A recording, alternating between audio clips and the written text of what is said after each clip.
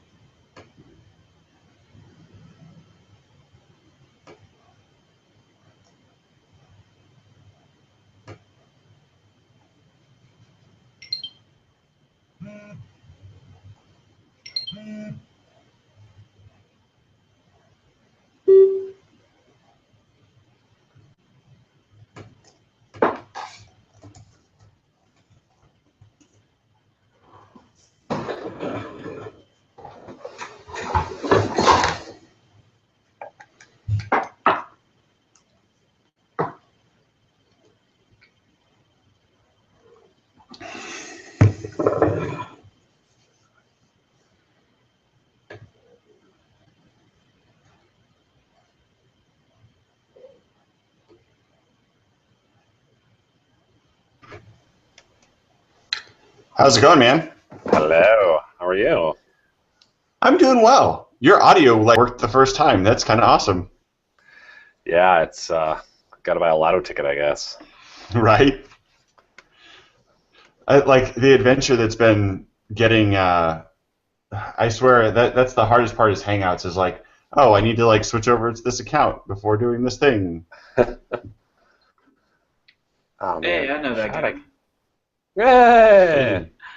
Now I gotta find my Hangout toolbox. Yeah. Hold on, I'm going to reconnect. It didn't something, I don't know. I'll be right back. Wait, now, oh god, I'm having the same problem. I'm on under my Chef.io one now, and I gotta give permission to a thing. Oh my god. Okay, there we go. Apparently, if you connect under an account that doesn't have all the bits turned on, you can't do anything cool. Seth was just having that conversation because he. Yeah. I'm on. Yeah, I have to re-enable all my plugins because today just arbitrarily decided that the Chef.io account was at the top of the heap. Like it's literally the order of the list in your multiple ones. So if you sign out of everything and then sign back in the right order, everything will work. Well, and then when you do a password reset because you have security. Yeah. It makes me sad because if I could just choose which one was my default account and which one was not my default account, I would be a happy camper. Yay! Is my little tagline, my lower third, showing up the right way for everyone? Yes. Okay. I hate that thing. Why does it? Why is there an option to show it in reverse? Why does that even exist? Why is that the default? In what world? I know that it's in reverse. I understand how video works, but when I see something backwards on my own screen, I'm like, Well, what you do is you just turn the computer around and it looks great. I'll give you a lovely view of my neighbors. The worst part is the reality that we spend so much time on video chat that we have these kinds of preferences. It's yes, this is horrible. Yes, this is good. But like, yeah. This is why I like Zoom so much, is because Zoom does exactly what I want it to do every single time, with the minor exception of the auto full screen feature, which you can disable. If somebody does a presentation, it auto full screens, and for me, it just auto full screens on the monitor that I don't want it to, which is really my own problem. But it's like the only thing it does that kills me. I think my only complaint is that you can't like resize windows. Like, Can you not? You can No. do fit to screen, and you can do full screen. But yeah, I guess you can't resize windows. Huh? I don't think I've ever tried that. But that's sadly my only complaint. Okay, so what's been up in the tech world? Like, I feel like I've been doing nothing but traveling for the last like couple days. Oh So- man, I gotta say it's really nice to actually not be traveling all the time. Whatever last year and a half or two was lots and lots of travel. So I think the last event I was at was reInvent. That was November, and now, it's just startup scale servers, Opsy stuff. It's kind of refreshing Web scale? again. Web scale. Oh, dude, I got so much web scale. just have scale. There's hyperscale. You can be hyperscale now. Oh, Whatever God. that thing means. That's in someone's marketing for their like cloud app, isn't it? Like hyperscalecomputing.com or whatever. I saw that and I was like, okay, cool. That's a new word that I'm going to hear. The best part about this is I spent all of last weekend at a conference called Scale. So like I just got the Scale. I don't have any like web scale or hyperscale, just Scale. Aww. Yeah, I'm kind of at the point where like I don't even know like what scale is anymore. Like am I at like big data yet? Am I at like mediocre data? Like at what point, it's like I'll ask questions like my recent hey Bridget, what's up?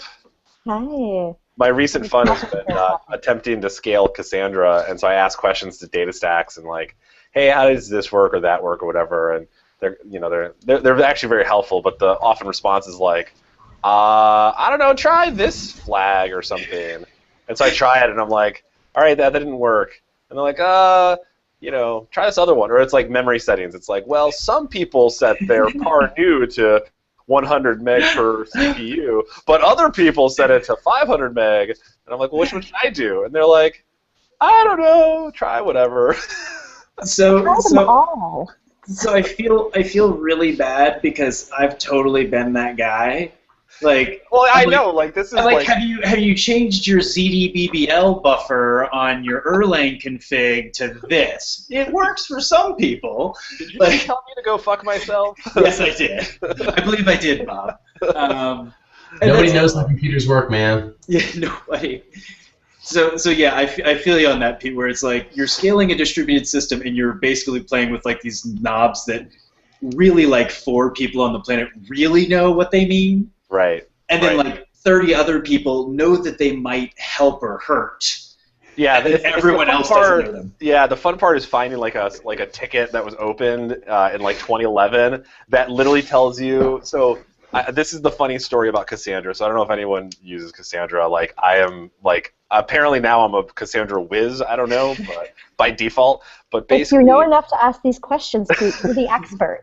I know enough because I've been burned, I guess. But so in the documentation, they're basically like, you set up a 3-node cluster, like, set them up as seed nodes, start the whole thing or whatever. They never explicitly say like, don't make all your nodes seed nodes because, they just don't say it. And so like we kept adding more nodes and we kept adding them as seed nodes, which in retrospect, like that's not a good idea.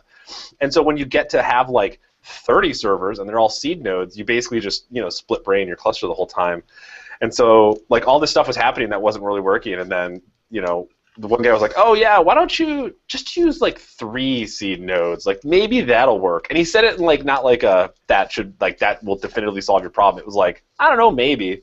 So we tried it, and, of course, like, everything started working again. We're like, oh, all right. So then they actually were nice, and they updated the documentation. So now in big, bold letters, it's like, when adding nodes, in bold, do not make every node a seed node.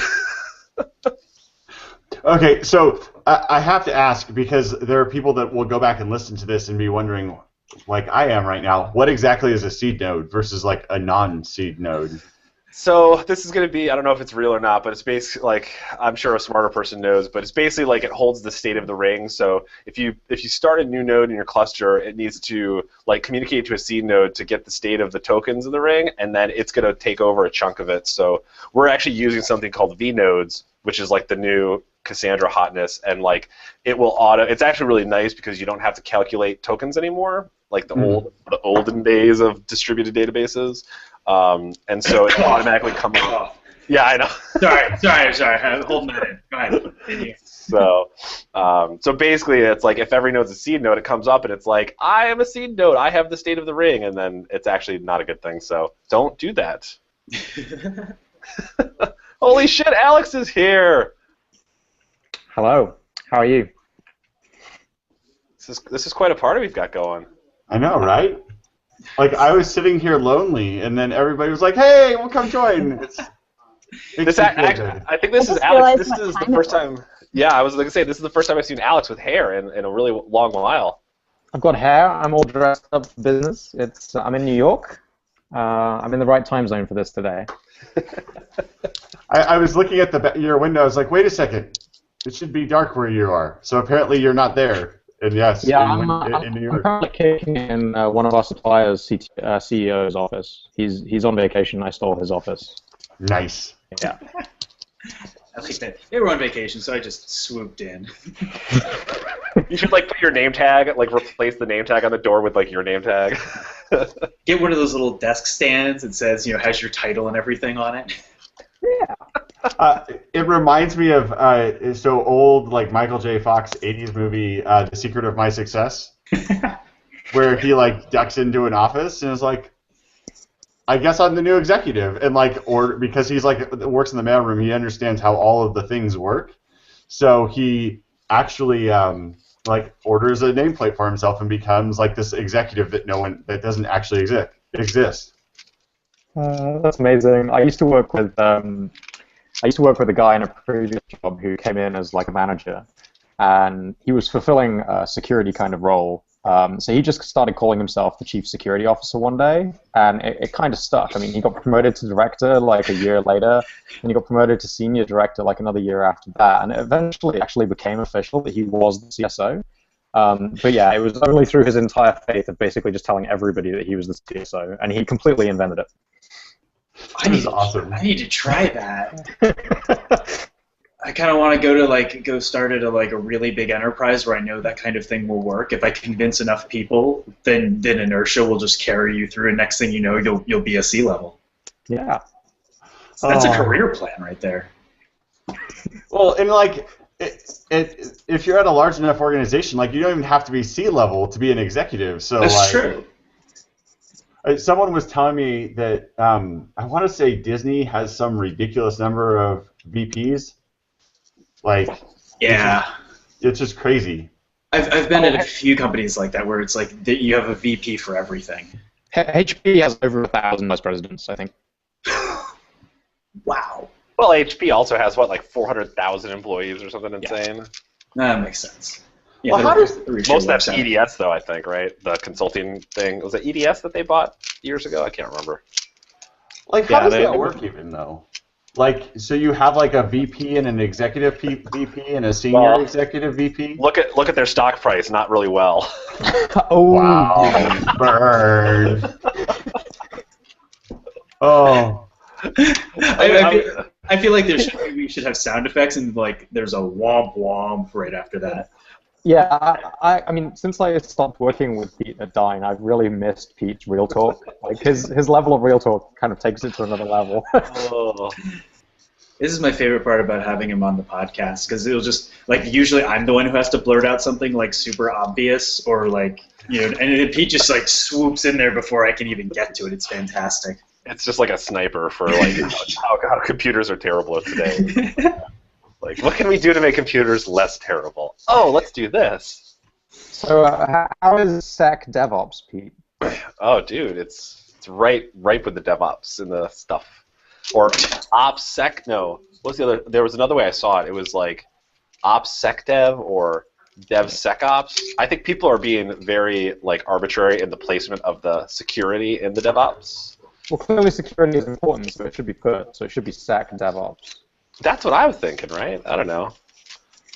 As long as You too. As long as you keep the DevOps substring in there so that the recruiters can still find it, it's probably fine. Well, yeah, right. They open your LinkedIn, they do, Control F or whatever, and type in DevOps and be like, oh, like this is a DevOps person. I will hire this person. Yeah, It's a Sec DevOps person, so we don't know. Maybe they're Well, SecDevOps sounds like almost mature, whereas DevOps Sec sounds a little 4chan. yeah, this is true. Well, I did see actually at reInvent someone held the title of Director of Sec DevOps. So like we've already, I don't know if we've jumped the shark then already, but it's out there. That's It up. Was that exists. someve you? You are a true Was that you? Not this time. I've already had the mega troll by my VP of engineering when we put the people's whatever profile on the website and like their background. They were like, yeah, what do you want to say? And I'm like, I don't know, these companies and whatever else. And he's like, sure, sounds good. And then they shipped it without final review, and he put in the tagline. It's like, Pete Cheslock has 15 years of DevOps experience, and I'm like, oh, just masterful troll. Well done. Just slow clap. And so I've just left it up there. It's still on the website. So and it's getting copied into other things. So I was on a GigaOM webinar, and it was like, all right, Pete Cheslock, so and it's the tagline. It's they just copied it off the website. So it's now viral. We're just gonna leave it. How did your GigaOM webinar actually go? What was it called? Ironclad DevOps Security for your EC2. Ironclad. It was actually a lot of fun. There was some good chat on it, and marketing's good to market. I know how to do the market thing. Wait, I misheard that. I misheard that as Iron Cloud, and I was really excited for that. Is there a startup yet called Ironclad? I'm gonna go buy that domain. I figured the Iron Python, Iron Ruby folks have a lockdown on Iron than something computer related. Wasn't there there was Iron band? Well, there was the Iron Port, right? So the Iron Port, wasn't that the email thing? Yeah. I had those at when we were at University of Texas. Those are mean little suckers. Yeah, I love those. And the shirt in fact, actually, I want to get a shirt made with the same slogan on it now. It said something like, so you got the appliance, and inside was a shirt that said, with a picture of a hammer, and it said, "I'm fixing the internet. What are you doing?" Yeah. I remember some of the large-scale exponential attacks we would get when we were at University of Texas, and those things we just would add another one, and it would just magically fix things. It was oh yeah, we just added another iron port, and yeah, do you remember sustaining 10 gigabit attacks? Yeah, do you remember spasically dealing with spam, right? There was times where we would all spend dealing with spam and spam appliances and spam filters. Google just totally solved that one. It's I don't even think about it. Well, and yeah, and there was a period, and I want to say, so I was in college, and I remember very distinctly the amount of mail we were getting to campus went from here to here. It was tenfold almost overnight. And our front-end our mail servers that were running Spam Assassin and DNS RBLs and all that crap just fell over. But the real challenge for Google, and you take a look at the $5 a month pricing thing for Google Apps for Business. I've almost lost track of the number of managers or execs or companies that I've talked to now who think that Slack should be $2 a month. Because if they can get email and Google Drive and Google Docs and all of those things for $5 a month, they feel like everything else should be cheaper. So Google's really kind of screwed up the pricing model of everyone else's stuff by being $5. That's interesting. I hadn't thought about it in that regard. But yeah, PagerDuty is still $35 a user a month. I mean. Don't knock the hustle, I guess, man. They really we were just actually talking about it the other day about PagerDuty, just obviously brilliant idea, a market that we never thought existed. PagerDuty came out, and then it was like you don't have to deal with like the Nagio scheduling stuff or whatever bespoke app that you created to do your scheduling. It's just like, I just send it to like PagerDuty, and it's obviously like huge now because you've got like VictorOps, I guess, and Pingdom has that stuff, and it's like everyone's doing it. But more importantly, everyone knows it by PagerDuty. Like they had the right name. Like the identification is huge. Oh yeah, like just perfect. Yeah. Didn't somebody buy Pingdom? Didn't they just get bought or something? Yeah, someone, one of the big APM firms bought them, I want to say. Oh no, it wasn't an APM firm. It was SolarWinds. Yeah, that was Dixon. That was Liberato. Did they buy Pingdom too? They bought Pingdom too. Yeah, Pingdom was last summer, I want to say, and then now they bought Liberato too. It's crazy. Yeah, they're going and buying things. They're going to the cloud. I remember when SolarWinds was just tiny. It freaks me out because they had an office in Austin, and I just remember them being like when I was like, wait, you're buying people now? How did that happen? Like I missed the time where it was just like, wait, you went from being and now you've just acquired 2 companies.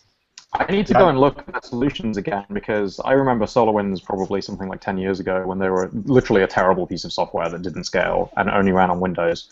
And I legitimately, they must have done something successfully, otherwise they wouldn't be buying all these companies for presumably a decent amount of money. So, enterprise? I was going to say, Alex, there's always money in the enterprise banana stand. Alex, your view of the world is skewed. Like, you are a much better network engineer than seems to be very common in enterprise. And they deploy Windows things. I mean, Cisco Works is still like Windows based, and I know lots of network engineers that live and die by that. So I know. I think it is still a horrible piece of software, but yeah. So am I a bad person for I get a network engineer and they come in and they interview, and they basically we do something practical and they break out their laptop and they've got secure CRT or Hyperterm or something, and I immediately just think no hire, no, I'm done. Does this mean that I'm just too hard? Is the bar too high? No, you're too far over the curve. I found that's a problem that I've had to adjust my expectations to. Where you go into some, you're talking to, even whether it's for interviews or even just talking to people, and they're telling you about this cool revolutionary thing called virtualization, and you're like, I thought we got past that, and it's just that that enterprisey long tail that is frightening. But the nice thing is enterprise. I mean, like Pete said, there's always money in the enterprise banana stand. The cool kids use stuff that nobody pays for. Mm-hmm. And it's generally an unfortunate reality. As Pete was telling us about his trials and tribulations with Cassandra, they just are paying in Pete's time. Well, so if you pay for support, so if you pay for the Data Stacks edition, then it's then there's a lot of value. But the really cool kids are just using their own open source. There's so many more open source CASI clusters than the paid ones. It's really sad because you're like, you should pay for this. It's really important. Distributed systems are hard. So I've been, the new buzzword is SDN, and I've been doing a lot of thinking and kind of tweaking with SDN lately. And SDN is basically just about more network encapsulation, so per tenant, and making it API driven so that you can do things like service chaining. So put a load balancer in line or put a firewall in line between the internet and an application. So it's really DevOps for the networking world or something. I don't know. Don't quote me on that. It is so funny because the SDN stuff is all these conversations about flows and this and that, and it's just can we solve the gosh darn the network edge? If I could just get to a point where I don't have to telnet to all the things or SSH to all the things. Well, so that kind of is true. So I've been playing with it's actually open source. It's a piece of software called Contrail, and the CEO of Contrail is a guy called Anko. I can't remember his surname, but he was ex-Juniper, and Juniper actually acquired Contrail, and they've kept it all open source. Mm-hmm. But the cool thing is, it basically talks directly to your edge router in the data center, can build dynamic tunnels, it does MPLS and VXLAN as well, so there's a few different models that you can deploy it in. But going back to Cassandra, which was the point that I was trying to make 5 minutes ago badly, it actually logs every flow that goes through your network fabric. So anything that's writing on top of Contrail, all of those flows get logged. You can do TCP and stuff like that.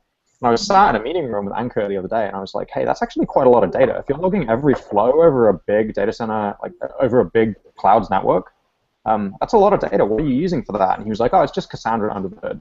So you need 3 analytics nodes in Contrail to start. That's kind of the minimum recommended deployment size.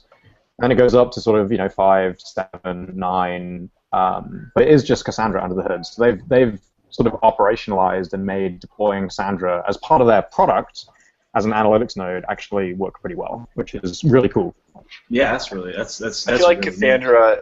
I mean, all these distributed databases, right? It's like first taste is free. Those first 3 nodes you spin up, man, they're so easy. You're just like, oh, it's so sweet. This is so nice. And then you're like, why is handoff stalling? There's you're like, I hinted handoff. Yeah, I know. You're like, handoff says it's happening, but it's not. This gets into my bigger complaint of, like, we get into these crazy discussions about, like, being web scale with distributed databases, and if we could just figure out how to use, like, Postgres half the time, like, as much as I hate to say it, like, in so many applications, they get into this complicated, like, oh, we should use, like, Mongo and do all these things. And it's like, if you would just, like, make your site and then go to Fastly and put that in front of it, like, your day would be much better. Well, no one should use Mongo ever. Just put that out. For me is you see a dev team building something in some hot new language with some hot new NoSQL database, and you get your first 3 nodes. So you go, Pete's right. The first 3 nodes are free, and then you go and read Aphir's review of all the ways that it can lose data, and you just go, fear. True story. Then you wish that you had used Postgres.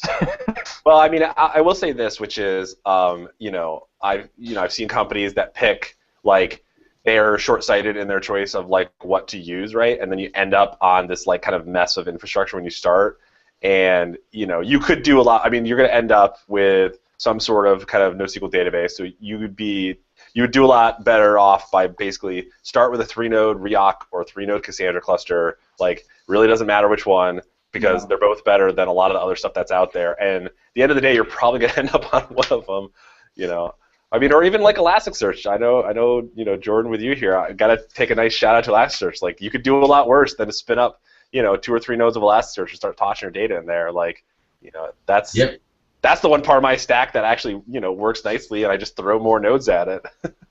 You were mentioning some problems with Cassandra about, I think you called them Z nodes or seed nodes. And that if you start with like a couple and then you just keep adding more and more and more, and then something stops working and now you have split brain. Like, I'm looking at that, I'm like, Elasticsearch is the exact same way, because everything can be a master by default. So you have this beautiful 3-node cluster, and then you go to production with 30, and they're all like, yeah, it can be master. And then some network partition happens, and everyone's like, yeah, we got 2 masters now. Let's rock. That's exactly it. I mean, but then actually, like, that was the thing we ran into way back. Really early days of Elasticsearch, we would run every node as a master node because there was no concept of like the non-data master nodes. You just ran them all together, and like, you just split brain all the time. But then, like, oh, why don't we just run like master nodes that have no data? And it was like, and actually that was after we had tried to store cluster keeper, which sounds as bad as it sounds. I don't recommend. But that was like 2011 or whatever. What do you think? The wicked problems in infrastructure. You're like, I don't know. I don't really totally understand the scope and the space, and I'm just going to do this thing that seems like it's working, and then like 3 months down the road, everything's on fire. How did we get here? Good intentions, I guess. What do you folks see as, I mean, are there any common trends in what you folks have seen in terms of why we as humans make these terrible, terrible decisions? Because... Oh, go ahead, Chris. So I think the simplest thing is first off, and when you, like, it's the why Mongo and why MySQL discussion, right? Because I can just go download it, turn it on, and go, and I don't have to do anything beyond that. Like, I have this theory that if Mongo does the right thing, they will become the next MySQL, which is a positive thing. Like, that we'll see it all over the place, and it'll get much more operational, and there's a lot to kind of unpack there. But I think that you get your immediate is like we're solving problems. We're not like the problem in front of us. And generally speaking, we have no. If we were to stop and actually try and do the right operational thing, we wouldn't do things.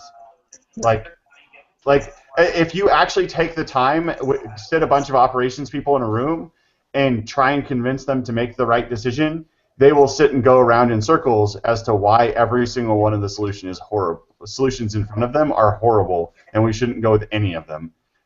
Edge cases are terrible, and especially in that space specifically. And you're pretty much right there when you're saying, Mongo is easy, really quick to use. Handling those edge cases and doing that research is extremely time consuming, and testing is extremely time consuming. And so it takes a lot of effort and a lot of scale that a lot of companies don't necessarily have. It's like, well, what happens when I'm running 2,000 nodes? Not everyone has like a 2,000 node lab they can just spin up to see weird side effects at scale. So that's a really interesting thing. So you went to 2,000 nodes, and I don't know, I've worked a whole bunch of places. Not all that many of them ever get to 2,000 nodes of scale, but I've seen a definite trend amongst both ops and dev folks to basically prematurely optimize. Like, oh, we're going to build this system so that it works on 2,000 nodes. So we're going to go and use these elastically scalable distributed databases, and we're going to roll out that 3-node cluster. The first 3 are free, when in reality the application could have worked perfectly well with just like standard Postgres. Oh yeah. So I'm Jennifer, and I want to pipe up here. So the nice thing about the 2,000 nodes is not so much that it scales, and that's where we see the problems. It's that the problems become so obvious. Where in like a 3-node, when you said it works perfectly fine, it doesn't work perfectly fine, but the error rate is so low that we don't even realize that it's happening. And I have many feels for NoSQL because working at Yahoo and developing Sherpa, I saw this problems. The things that you learn from experience, and now we're opening up this whole environment where it's like we can talk about MongoDB having issues, but I think there's so many companies and so many individuals that are looking at what solutions are out there, and MongoDB does make things really easy. They don't know that there's actually like critical problems with it. Exactly, and I think there's a point to be made here in Alex, you hit on it, and it just triggered for me. So the problem, I think, is actually not so much that one technology is bad or one technology is good or any of those things. I think the problem is coupling, and it's what scares me to death about microservices. We haven't gotten very good at decoupling things. So in an ideal world, we would start with whatever solution made the most sense at the right time at that time, and then when 6 months down the road we needed to switch that data back in to something different, swap in, if you're in the networking world, maybe what you need to do is change the type of tunneling you're doing. If if it's the database, well, Mongo didn't actually end up doing what we wanted it to do, so let's move to Cassandra because it gives us this other thing over here. The problem is that when that initial decision you make, there's coupling that goes on that we're just not good at dealing with, and it's what scares me with microservices, because you have a lot of times it's not the dependencies, it's what worries me is the transitive dependencies and the circular dependencies that you can't see because you're only looking at, well, service A is talking to service B. Don't worry about the fact that service C that service B is talking to actually depends on service A. So when you take out service A, you take out the entire ring. Yeah. So I just to piggyback on that exact point, Chris, I've seen a lot of folks in my experience trying to both evangelize and sell distributed databases. You have this weird split where you have a lot of new companies that small startup, and they don't really have architects, and you go in and they have the great ideas, but these are people and this isn't to disparage the younger folks who are doing this, but they've just graduated college, they've maybe really talented in CS, but they haven't actually built something large, and so they're kind of going on what what their domain knowledge is, and they haven't had the experience or the kind of architecture planning that I think now I can look back and see like, oh, that was a mistake, that was a mistake, that was a mistake. So I think that architecting ahead of time and data modeling is really underappreciated in this space. A lot of times, and this is something that I see, even here, is that it's just the problem of, so you want to start a company, right? So you got to have a product, an idea. You build the proof of concept, you kind of show it off to some people, and then, like if the best thing to happen is that the idea is successful, now it's kind of off to the races because you've got this thing that you now need to scale. You can't always like kind of go back and change it now. It's a real double-edged sword. So I've seen people make decisions to use bleeding-edge technology. I've seen people use NoSQL when they potentially could have used a relational database. I've seen people using a relational database as an event bus, which is, it works when you get started. It quickly comes off the rails. And yeah, Pete nailed it.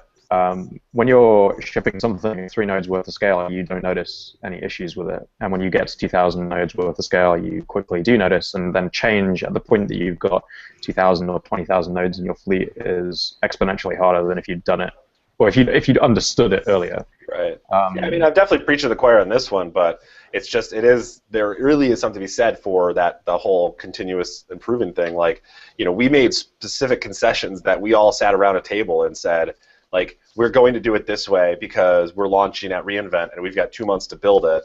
And what do you say? Like, nope, we're going to push it 2 months because like we want to make it perfect. No, like you want to take advantage of the event because sales and marketing, and even though we're engineers and we don't like sales and marketing, like if you don't have it, then you're usually not in business for very long. So it's like you make the concessions to do what you got to do, but then I think the most important part is to be able to say later on, like, hey, we're not adding X new feature. What we're actually going to do is we're going to pay down this debt. And it's like, I think every Akko had that tweet or whatever. It's like there's technical debt, and then there's like, exploding balloon payment interest. Like, we've all seen that one. I think you have to choose something, even if it's not the most objectively correct choice, that your team can reason about. So even if you don't understand it, you can at least understand the failure conditions of it. And understanding those well, I think, is more important than having something that's perfect. If I at least understand how and why I can mitigate a Mongo failure in my environment, but you're thinking well ahead of like the way most people seem to choose technology at the moment. Maybe that's just my experience. You're thinking about the failure cases. Everyone else is just thinking about the cool shit that they can do with it. That is totally true. But that's been my jam, is to think about that. So I've already sipped the Kool-Aid. Yeah. I wish more people would sip the Kool-Aid. Well, and so here's the crazy part, right? Like, if you look at the panel that's sitting in front of us, every single one of us has more or less 10 years plus experience. Some of maybe a year or two less, most of us a year or two more. We're right in that thing. Here's the problem. If you're a student coming out of college, if you, in fact, like, there's no literature, right? Like, even if you've been in industry 10 years, if you haven't experienced it, you probably don't actually know that, well, let's face it, there are people in this world that will sit and tell you that running Oracle with RAC is like the correct answer to all of your relational database problems, regardless of the fact that one instance is going to cost you my salary annually, and you need at least 3 of them. Like, it's that problem of, because we always compare it to like building bridges, right? Like, we can go and talk to architects right now, and like, we understand how to build bridges. We push the edge at times, like the things that we've done with the Hoover Dam, or not the Hoover Dam itself, but like that new bridge that's like over by the Hoover Dam. If you're not familiar, you should go like Wikipedia because it's like awesome. But anyway, like, we get it. Like, the math is there. How do we fix it? So, like, Aveline was working on ops school. A lot of other industries, if you're training to be a surgeon, in ops, the way that you train is that you break a whole bunch of shit. And you see failures, and you experience failures, and you get paid at 3 o'clock in the morning, and eventually you get to the point where you have 10 years experience, and you make less terrible decisions. You still make a few, but you make less terrible decisions. When they're training a surgeon and you get the decision wrong and someone dies on the operating table, and that's generally viewed as a bad thing, So they've kind of got the art of training new surgeons kind of down to a little bit more of a T. Has Ops School had the impact that, I mean, we all talked about this maybe like a year or 18 months ago or something like that. Has Ops School had the impact that people thought it would have? Is it working as a model? What can we do to actually improve the status quo of bringing new people into this field? So there's a couple things. So first off, like the examples you used, we've been studying those as a race, as a species since the beginning of time. Like when we talk about like architecture, we've been studying that for hundreds, if not thousands of years. In fact, yes, thousands of years. And like we still like aren't 100% there. We're way further along than we ever have been, but like we've been studying it for thousands of years. Same with medicine. Like we've been studying medicine for thousands of years. And like when you get into actual conversations, we start to understand, like, we always joke no one knows how computers work. Well, like, the same is basically true of the human body, right? We're just kind of poking at it and hoping that the things that have worked in the past, like, work now. Because we really don't actually understand how the human body works. But we've been training people about our understanding of how the human body works. So yeah, we've been building buildings for years, and it's got much more it's got much more sophisticated with structural engineers and calculations to model load.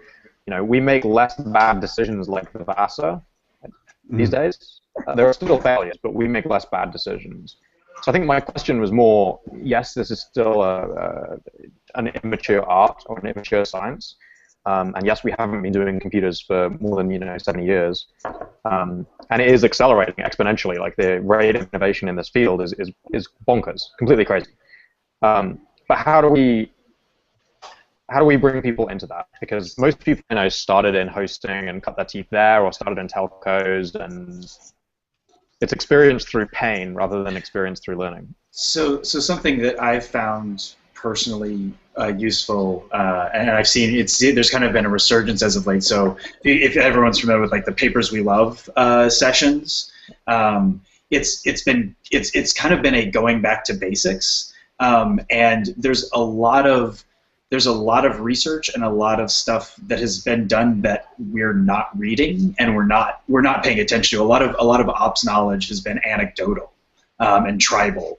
And there's a lot of really, really good literature that already exists and has already been written about by computer scientists, and kind of bridging that gap between, because I know a lot of us are like, oh, we don't want to read a computer science paper. It's dense and it's tough, but it tells you fundamental things about how networks work.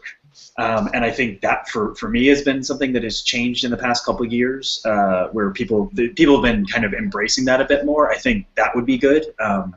It's good. So I have a computer science degree. My upper division emphasis was in theory. Mm-hmm. I assure you that understanding finite state automata quite well does not actually, I mean, it doesn't hurt, but it's also not going to tell you why your MongoDB is totally fucked up. It's true. So spend the time to read the source and go, oh, they're just setting things at random. Fantastic. So I don't mean to say that all papers are good, but for my own personal experience, the one that changed my view of academic papers was one about TCP congestion and the TCP incast, and it was a paper that talked about a phenomenon that I was seeing in a network, and I was like, oh, and I actually understand it. And they showed me how to fix it, and this was written in like 1991, and they were doing it on gigabit networks, and I was seeing it on 10 gigabit networks, which made it that much scarier. But then I read the paper, and I was like, okay, this makes sense. So not necessarily all papers, but I think kind of respecting a little bit more of for ops people to kind of come back and read some of the science for me, has been helpful. It is a lot of dense stuff, though. Well, and that's the point, right? Like, frankly, it's not reasonable to expect the average practitioner to actually read papers. In fact, when you talk about even practitioners in the medical field, they're very rarely actually reading most papers. They're only reading the executive summaries. They're reading distiled down versions. And so the question becomes, how are we getting that? And how are we getting like the educational process going through? Because like, we're doing the conference part, which is, if you go into those fields, they have conferences, they have these kinds of discussions, and they have just as much alcohol at them. So like anybody making that argument is crazy. I like email newsletters. I mean, I've been following DevOps Weekly for quite a while, and there's usually some gems in there in terms of articles to read. And I think that everyone, I haven't heard any dissenting opinion that the way most of you got your experience is by seeing things catch fire terribly. And conferences, I mean, they're great, but they're great for the people that were able to be there. They're not so great. You know, we're still pretty bad at recording and kind of distributing conference knowledge outside of the actual setting.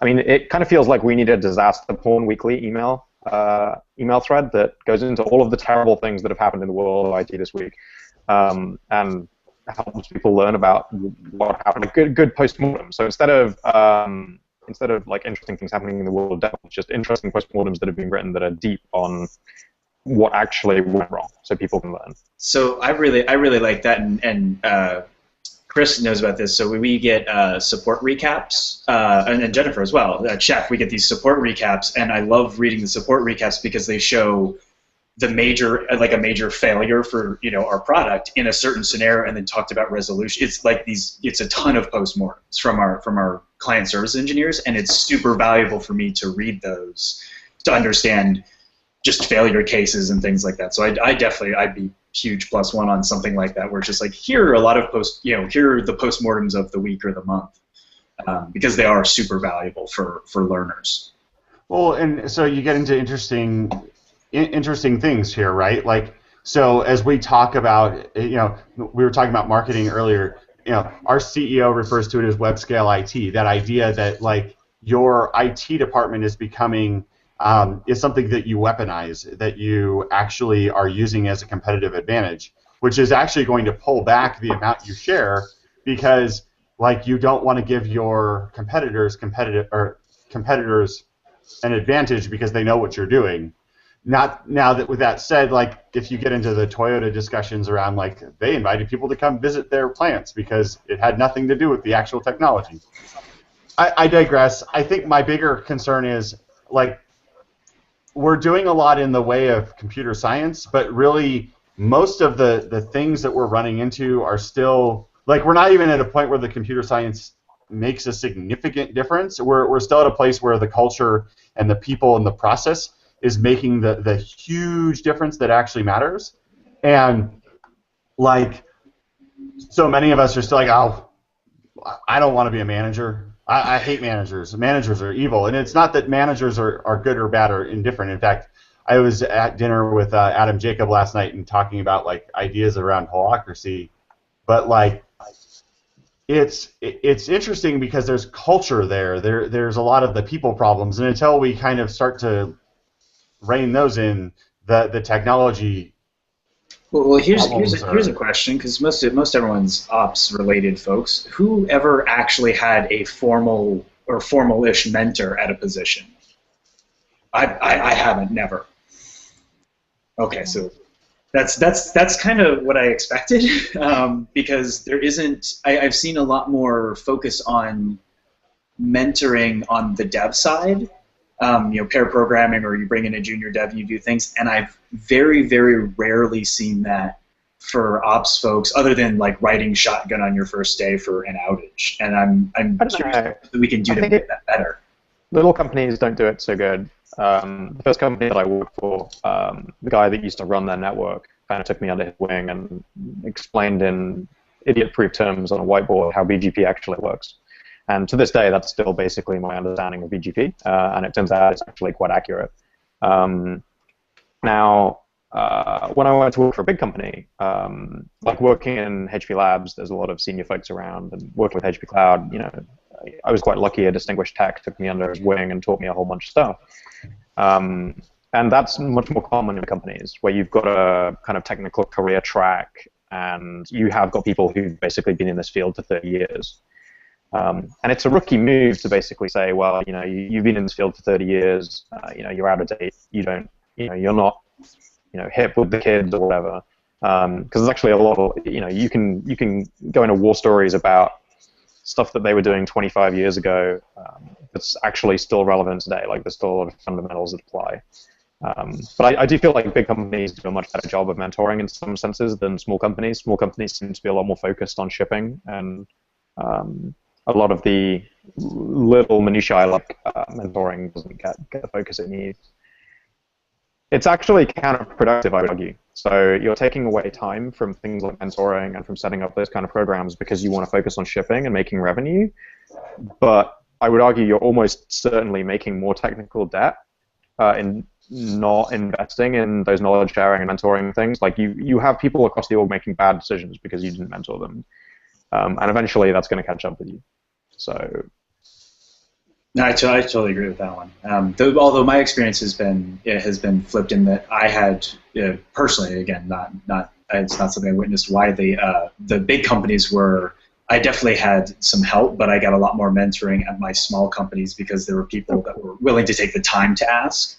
They were less likely to kind of brush it off and be like, well, that's not your job, or you don't need to learn that. Maybe it's just the people. I mean, it's many things in life. Maybe it is the people rather than the company. Maybe I just had a couple lucky experiences. I think it comes down to you set in the right spot. Not to say that I haven't had good mentors at some of my enterprise in my enterprise experience, but it was more notable, and the kind of knowledge absorption was much greater in the smaller companies. But that was, again, my experience. But I also had somebody who was like, hey, let's go build a data center and let's go solve all these hard problems. And if you don't know how to do it, we'll figure it out. It was you kind of giving somebody a chance to do something as opposed to assuming that they can't do it. Building data centers is good fun. Just want to get on the record saying that.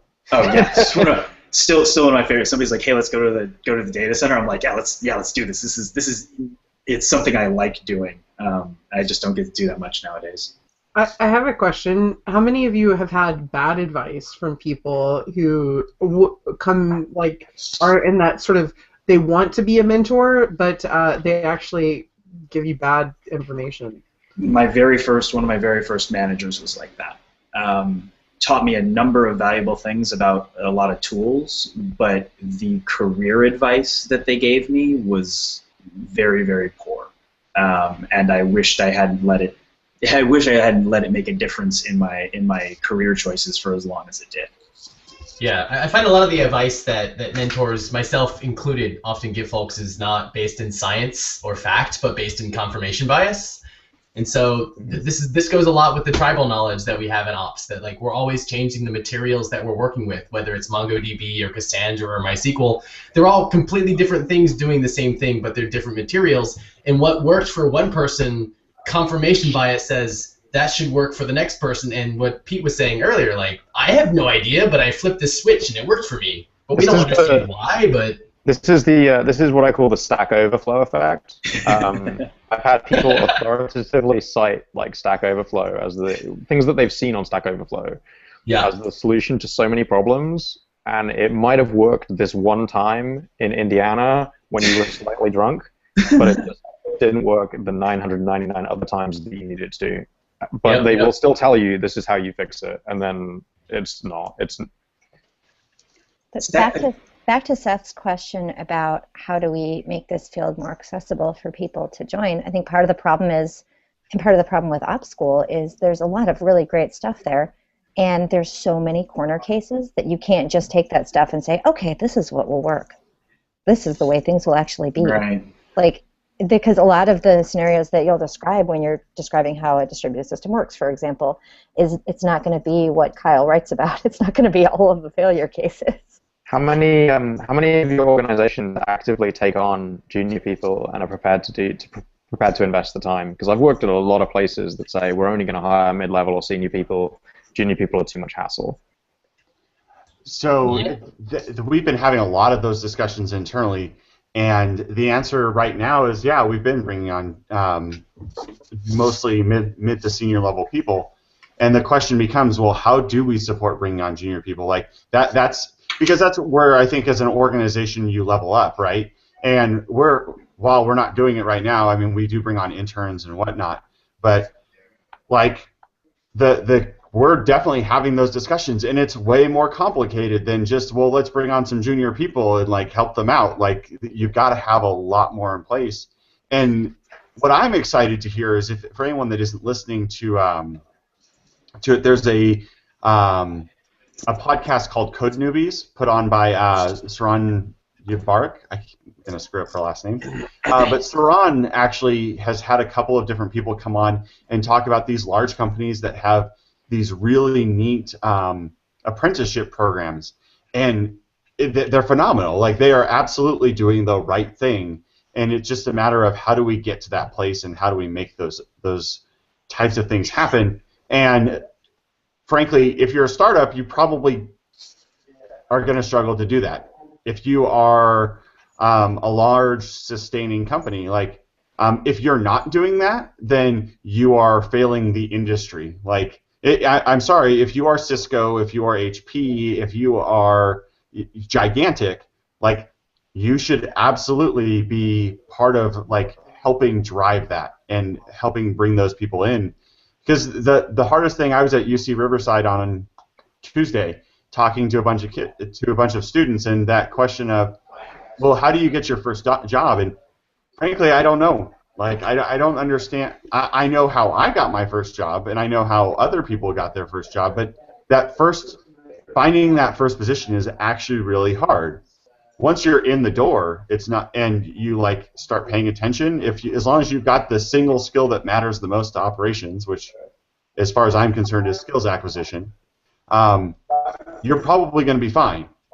But if yeah, I'm rambling. I'd like to. Actually, I just want to add there one thing when you talk about large organizations and smaller organizations and their ability to do this.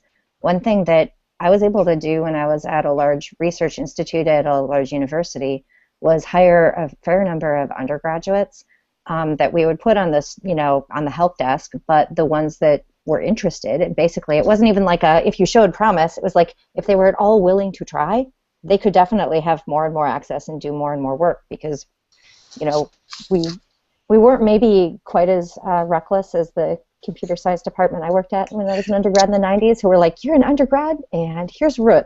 Go nuts. But it was the 90s, right? Many things seemed like a good idea at the time. But when we had a lot of student workers come through over the years that I was there, who a bunch of them we ended up hiring. Like, they would graduate or decide to stop going to school or whatever, and we would just hire them because they got enough ops chops to be able to do the work. But I think that it's more in like the apprenticeship sort of thing you're talking about. And I don't know if a lot of large companies have the latitude to be able to do that, but at least in a university setting, that's a really good way to get a start. Well, so, that's how I got started. Yeah, same here too. I feel like there's an element of, if I look at the whole system, the way that we hire and the way that we think about work, and there's like this gap where the value is seen in an individual working very hard, especially at the large companies. And I saw a lot of this at Yahoo. You're the person doing the thing, and you were the winner, or maybe your team did the thing, and there's not so much value put towards you helped this person do something amazing. So you were a multiplier because you helped somebody else do something really awesome. And so we don't take our senior people and help them guide our junior people into the program. For me, I just didn't even ever act like I was a junior person, and that's how I got my first job. So in the industry, and I think that is kind of how you have to even get through the door, is to just kind of have some kind of experience, whether it's open source or doing something on your own. And we need to actually examine our overall what we think work is and what we value in terms of individuals versus teams. So I find that's really interesting to bring up, and in the context of especially the university environment, which it seems like a lot of us share that background of getting our start while at university, and you were taken into like a help desk position, and then those were some of my best mentors that I ever had, because it was other students mentoring other students, and it was tribal knowledge being disseminated to a variety of people from different backgrounds. Also, one of the most diverse places I've worked was the University Help Desk, and it was really valuable. And I'm wondering if there's a way to replicate that kind of system, because when I got out of school, finding a job was easy because I had I had like 3 or 4 years of help desk experience, and I could, I could map out the university infrastructure, in my head. If companies, I don't know how we do this, but for some companies, like you kind of have your help desk, your tier 1, and get folks in the door, and as whether it be interns or apprentices, to do that kind of work. That can be really, really valuable. Maybe it's just have your interns like field all the mailing list questions, and then do research the answers. But I feel like there's an opportunity there to capitalize on what some of us already know, and use that inside of the companies. I'm not sure what form that takes, but for me, it seems like setting up your own internal help desk would be a great way to give people experience. Oh, agreed. And it's interesting because I took exactly that route. I started at the help desk and moved into an operation, the Unix systems team as a student administrator. By the time I left, I absolutely had root on things I probably shouldn't have had root on. But it gets interesting because when you talk about ops interviews, how much of operations interviews are about the war stories you can tell. Like, it's how would you architect this thing, and then tell me a time when. And the tell me a time when almost always turns into a discussion of, oh yeah, we as a team, we had this thing break and we solved it by fixing this and doing this, and the war stories end up being what help you get the job, because you obviously have experience because, well, you have war stories. And I'm right there. I think I'd love to see, first off, I'd love to see more like help desky positions, because frankly, I'm tired of running into engineers that have never had to do end user support, because that drives me insane. Because you develop a sense of empathy. Like, to this day, like when I think about Windows support, my immediate gut reaction is to ask, well, what does the left-hand corner of your screen look like? Because it's the first way you can figure out what that person is actually experiencing, because they probably don't know. It's not their fault. They just don't know. They don't have a reason to know that they're running Windows XP or Windows Vista or Windows whatever we're calling it this week. When you're talking about large companies that might have the resources to actually devote to bringing junior people in and trying to mentor them and train them up, aren't a lot of those large companies trying to outsource their tier 1 support? Oh, that is, so, like, that pipeline, I think, is probably still more reliable out of universities than it is out of a large company, just because, we actually, even though we're a small organization, we do have people that we hired recently into the operations team from, like, the creative and video side, who were doing the more technical stuff for the like this one guy was doing the more technical stuff for the video team in terms of, like, the storing of the files up on Glacier and stuff like that.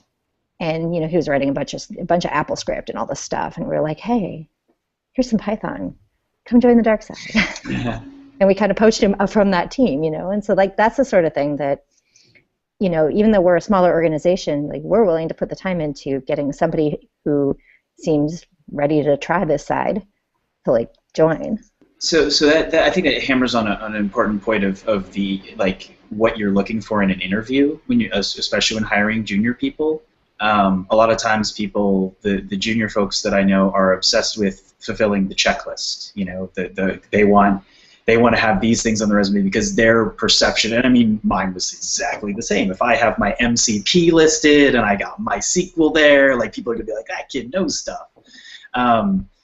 And it's about, I think my interview when I was at Basha was fantastic, because it had nothing to do, because I certainly knew nothing about distributed databases, knew nothing about Erlang, and it was aptitude, and more importantly, is it something that I wanted to sink my teeth into? It wasn't here's the job, here's the salaries, do you want to say yes? It was, are you excited to try and solve these problems? And it was more about, can you troubleshoot? It didn't matter if I knew the specifics of things. It mattered how I thought about troubleshooting it, and it influenced the way that I've interviewed people since, because I really don't care, and like Chris said, it's it's your skills acquisition. How quickly can you learn new things? Are you willing to learn new things? And I feel like that's probably the most important attitude, especially when you think about, like, the old IT kind of mantra was like, IT just says no. these are the people that I would want to be hiring. So I feel like if we could build that into interviews better, especially for junior folks, just, are they excited about it? Do they want to learn? And, do they know a little bit? They don't need to know everything yet. They're junior. So I feel like I'm on this other planet where I'm looking at things and thinking, wow, I totally disagree with all of this stuff. Not that I disagree, but like for me, I think I want interviews to go away, because I feel like so much is about evaluating a person at a point of time and to make some kind of rating on them. And we have so many feelings about junior versus senior. And skills we acquire them and we grow and we don't. People experience so many negative things, and then they go into an interview situation and they're not getting a real shakeout of what their capabilities are. What I want to see, I imagine this world in which we have, we think about people as people and we develop relationships with people, and it's not about grooming people so much, but learning about people and growing people, and people regularly having some coffee together or tea or something, and then hey, I have this opportunity, I know you're good, are you interested, and yay, let's do this, and make that happen, because interviews just suck. Seriously, I hate giving them, and the more time goes on, I don't think it's fair to people. I don't feel, so that's just my feelings. So, sorry. So we shouldn't interview people. We should just hire them. I actually do think that. I think interviews are terrible. It's the wrong venue. You get to know people first, and then just I am totally all for that. I mean, so last summer, as everyone I probably here knows, that I was off for a couple months, and so I did interviews. But it's weird. So they're not really interviews. I had what I called the SF interview, but it was out in Boston, where it's they were hey, do you want to come by and play video games? And I'm I have a wife and a child, so I don't really have time for video games. But if do you want to grab a coffee or something, and then it was I go there and I chat with them, and then it was after the third time chatting with them, were they do you want to go through an interview? And I'm what have we been doing this whole time? I don't even know. And then so they do an interview, and they're hey, can you write a program that implements a music application, I don't know, a whatever, and the whole time I'm yeah, I'm not a programmer. I don't sit down and spend my days writing code. I make things work and I keep things working.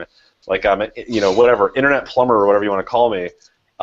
And they were oh no, it's fine. You can do this. And I'm no, I really can. And they're I've had SF companies they convince me that I'm no, I do not have that capability. Yeah, and he's no, it's fine. Just write it in whatever language you want. Python's fine. And I'm I don't know how to write Python. And they're what would you be more comfortable with? And I'm having someone else do it? I don't. Bash. That's That would have been, oh my god, that would have been amazing if I had the time to write it in Bash. That would have been awesome. So okay, I absolutely love Jennifer's point, except here's my problem. So there's two things, right?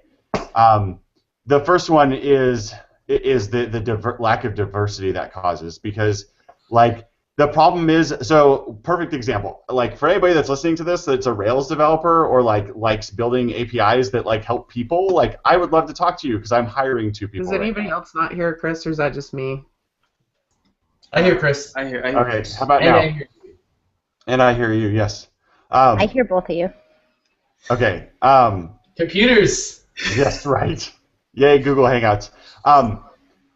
Okay, so no, really, I want to hire people. The problem is my network doesn't have developers in it as much as I'd like it to have developers in it, and even more so, the developers I do have in my network are more or less white dudes, and while I'm down with the white dudes, I'd really kind of like to have opinions that aren't just people that live in San Diego that surf. When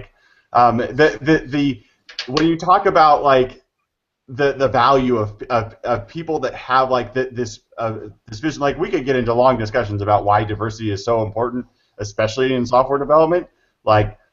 Yeah, but that's where I'm struggling, is because we can't, I don't know how to do that. I don't have a network that I could build from, that I know anyone where to hire someone. And it's not that I'm not willing to put in the effort to like go to coffee with people, because absolutely, when people ping me and are like, hey, you should talk to this person, like if I'm in the area and I can do that, like I sit down and go have a drink with them or go have coffee with them. But I don't know. You've just identified part of the problem. So I like, it's recognizing the limitation in your network. So for me, like I look around, and it's one of the reasons why. So I'm writing this whole effective DevOps. I'm going back and looking at the history of DevOps. This is going to make sense in a second. But then it's like people are talking about the guys of DevOps, and I'm like, the guys of DevOps quite often talk to the guys of DevOps, and no wonder you're not seeing anything but the guys of DevOps, right? And so, like, for the last year, I've kind of backed off a little bit of this. I've tried to really focus on who is it that I'm listening to, and who am I connecting to, and who am I reaching out to, and I'm trying to, like, actively queue up my network so that I know what it looks like. It's why I keep pestering Twitter to change up the analytics, not just to show me who's following me and what that looks like, but who am I following and what does that look like? And reaching out to people and asking those weird, uncomfortable questions like, who should I be following? Like, what things am I not following? I went to AlterConf and I was hoping to see more diversity there. There's definitely some, like, if we think about what diversity means, there's definitely some differences, and like there was some diversity there, but for example, I did not see a lot of people of color there. There were people of color speaking, not a lot of people of color there. When I went to Atlanta, it was definitely refreshing because I saw a lot more different people. So I choose the opportunities, going to different places, going and being uncomfortable, which as a woman in tech is already like pretty easy for me to do. But for dudes, yeah, and as white dudes, you definitely have a bigger hurdle, especially with the fact that the network is easily built, and even with the HangOps and everything else, it's definitely like white dudes want to hang out with more white dudes, and maybe not intentionally, but that's just what it is. So it is.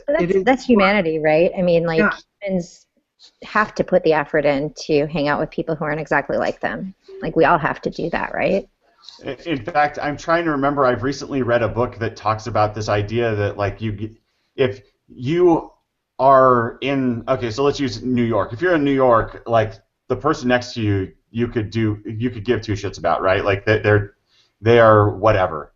But if you're in Paris, France, and the person standing next to you is from, Arkansas, you identify with that person because you're both Americans in a foreign land, and there's like research and stuff that goes around that. So I just realized it's like 12:20. Like, holy crap, we've been at this a while, and we should probably cut it off because yes.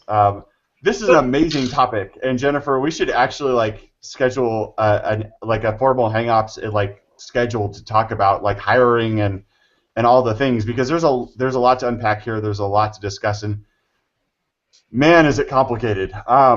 Yeah, so I just want to say one thing in response to your one piece there. Think about how hard it is for the individuals who are not like you in your network to come in and interview. Like, how hard it is to get up knowing I'm about to go in an interview situation where it's going to be 8 white dudes. And like the challenge there versus going to a coffee shop and just hanging out, like, right? So just thoughts for you to think about over the next week or whatever. For sure.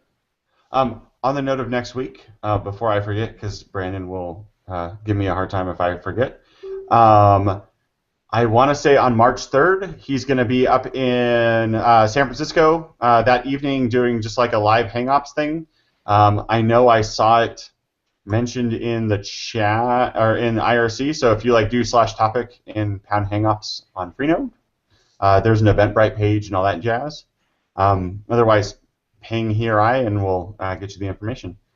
Thank you for everybody coming. Let me try that again. Thank you to everybody for coming. We had an amazing discussion, and I'm looking forward to the future ones ahead of us. So we'll talk to you all soon. Bye, You guys everyone. rock. Have a good one. Hugs, Bye. Jordan. Hugs. Hugs. Steve. Hugs, everyone.